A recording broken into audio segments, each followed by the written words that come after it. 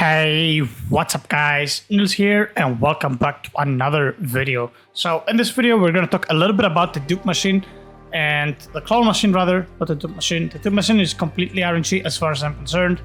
But yeah, we're going to talk about the clone machine. A lot of people call it dupe machine. That's why I called it dupe as well at the start. So basically clone machine allows you to duplicate your units. It's that simple, that easy. And yeah, there's a couple of things that you guys probably should know and should be considering before you actually dive into them. Now, obviously, new update has arrived. We have Rian, Daiso, and whatnot. Obviously, I cannot equip them here, but obviously, you got the new divines. You want to dupe them. Maybe you have some of the older divines with some really, really good passives, like this double protagonist Luffy that is slowly scaling in the incubator and whatnot. So maybe you want to dupe those units. Now, here's a couple of things that you need to keep in mind.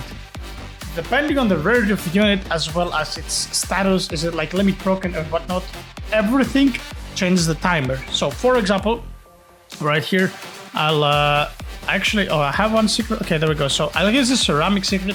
You guys see that it's currently 28 hours and 15 minutes to get duped. I'm pretty sure a normal secret is only 20 hours. I don't know why this is 20. And there you go. So you see here, a shiny secret is actually 40 hours to get duped. That's pretty much how secrets work. Now, we're gonna take, for example, this unit right here. It takes only 8 hours, obviously, because it's a legendary. But if we shift it over to, like, for example, this mythical, right? Okay, so we have shiny mythical here, 17 hours. And then you see here, a limit broken shiny mythical is actually 65 hours. Now, how does that actually come to play for us? Let's say that I want to dupe this double draconic Ichigo that I have. It takes me 320 and a half hours to actually dupe this unit because it's divine, it's shiny, and it's limit broken. Now, here's how this actually whole thing ties in, right? Now, let's say that I want to duplicate this chief mate twice and make it a limit broken unit, right? Or rather a Daiso. We can take Daiso as an example since it's our best unit, right? I want to make a divine Daiso and obviously limit break it so I can like start using it as my best unit. Now, if you dupe a normal divine, as you can see, it takes only 30 hours, which is pretty low considering how the time event active. Now, obviously, if you want to limit break the unit, it has to be shiny. Now, shiny is twice the amount. As you guys know, this works with XP as well. Shiny units are twice as hard to reroll, to level, to dupe, and everything in between. So, basically, what I'm trying to say is that you kind of want to be hatching for normal Daisos and normal divines in general, and you want to dupe these normal divines before you actually do anything. Obviously, you can go ahead and roll for a passive. Like, this is something that we probably should be doing if I'm honest with you. So let's jump right quick into the time chamber. And like once you have one good passive, I guess you can just go ahead and dupe the unit. That is the best thing that you can do. So we're going to do a couple of rolls here on our buddy Daiso.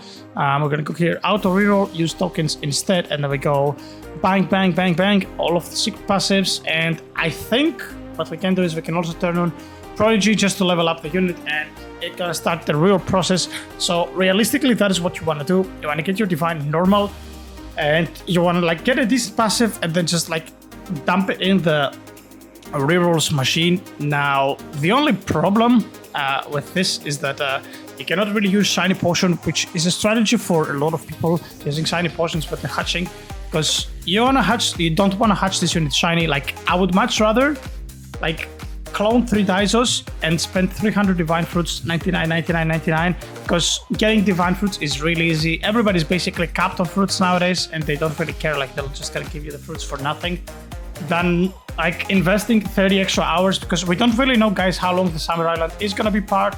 My estimation would be probably 2 weeks. So that's basically your go-to plan. That's kind of what you want to be doing. Now, on another note, in terms of like the timetable, obviously you have some really good units that you just need to dupe, right? It's a must to dupe them.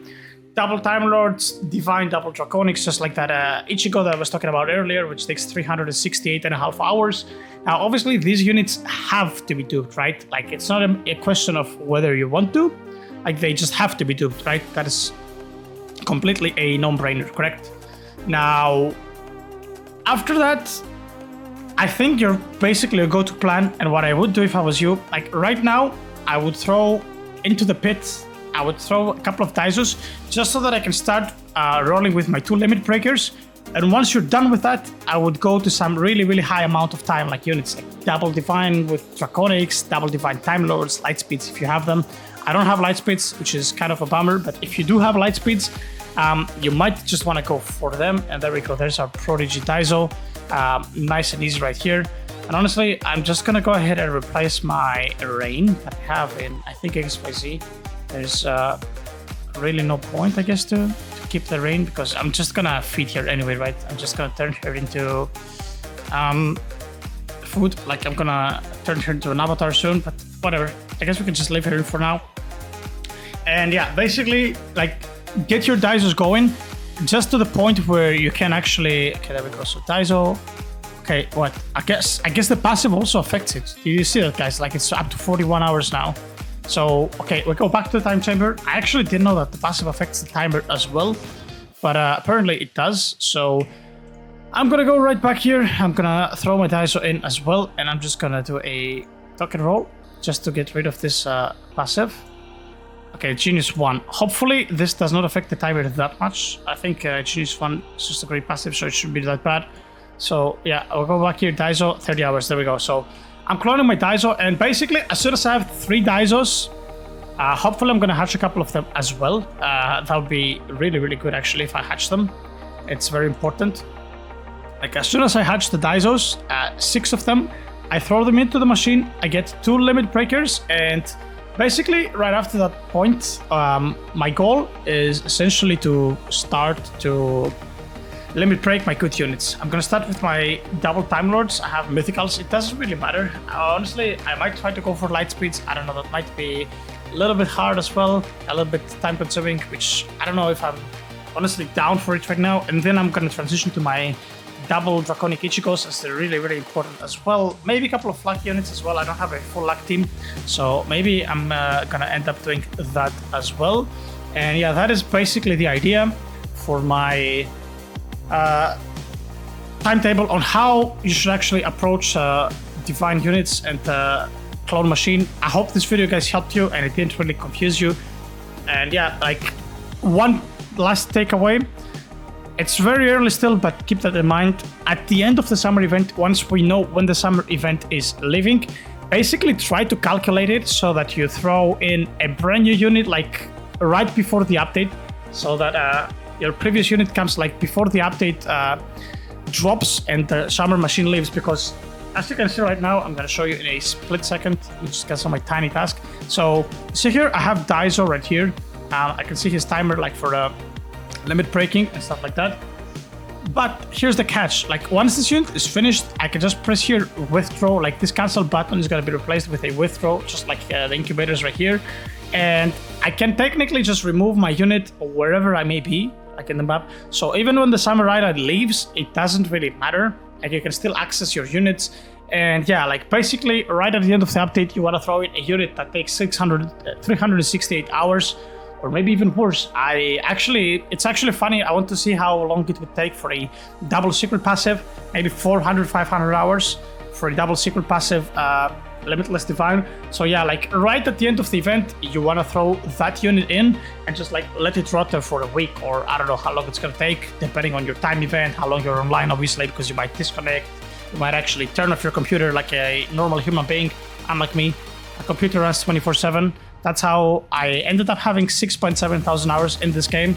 And yep, that's pretty much it. Just main takeaways.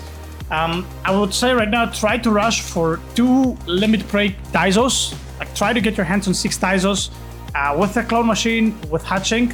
As soon as you start like limit breaking 2 Daisos, next step, go for your like double good passive units.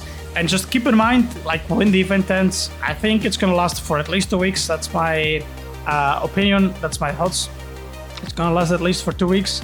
And yep, that's pretty much it, guys. I hope this video and information in this video has helped you with the clone machine. So yep, as always, guys, if you have enjoyed, make sure to click the like and subscribe button down below, and I'll see you guys all on the next one. Take care.